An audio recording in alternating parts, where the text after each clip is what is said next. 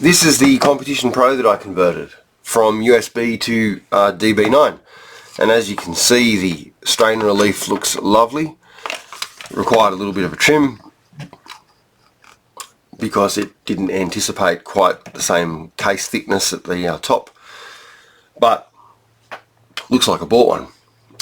Also I bought one is this joystick tester. I could have made one. I didn't need another project. I just wanted to test this, be able to test other old joysticks easy without plugging and unplugging them into vintage computers. And so I got it on eBay for a fair price, new.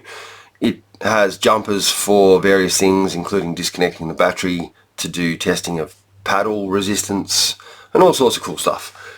The battery soldered on. It came with a bunch of warnings about coin cells, which are well deserved. They are dangerous if ingested and can quickly be fatal. They pack quite a punch. Being soldered on, well, I can't see how you remove this one other than, you know, with the soldering iron or, you know, destructive force. And I'm not worried about it. The shelf life of these is great, and the amount of power that gets drawn running these LEDs is, well, the duty cycle is extremely low and the power is infinitesimal. The board seems pretty straightforward. I'm assuming these resistors across here are current limiting resistors, and it fires the LEDs. I bought this with my own money, not sponsored in any way at all, but it does allow me to also clearly demonstrate this joystick working.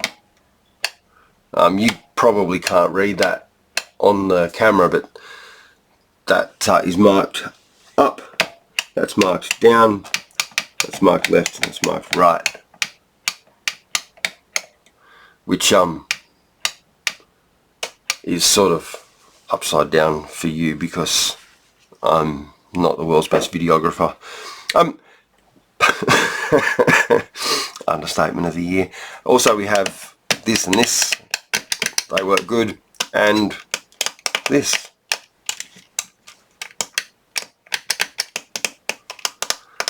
So now I can play Turrican.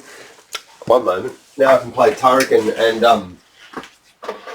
not have to lunge for the spacebar to turn into wheel mode or launch a smart bomb, which I think could be Defender Talk for that function that destroys everything on screen.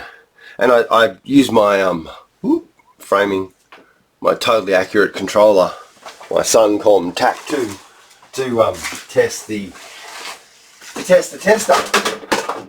Unsurprisingly, it worked. So that's it done. Except for the auto fire.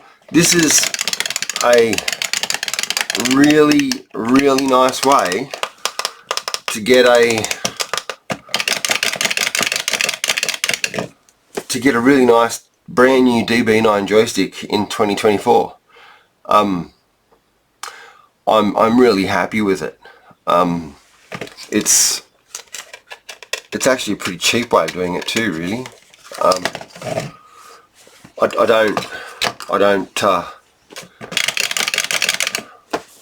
don't see how anyone could ever complain about it. Indeed, I may make a second one. I mean, remembering that I can use the USB board that I removed from this to go from DB9 back to USB up, down, left, right, and I've only got 2 of the fire buttons wired up now, but that's fine. Maybe I'll just do my other one as well that I've currently kept as USB, and I can make a box then, maybe even with a little USB hub in it, and I can go from 2 DB9s to 1 USB connector. It should be perfectly possible. But in any case, Competition Pro, converted to DB9 and shown working with this Neato tester.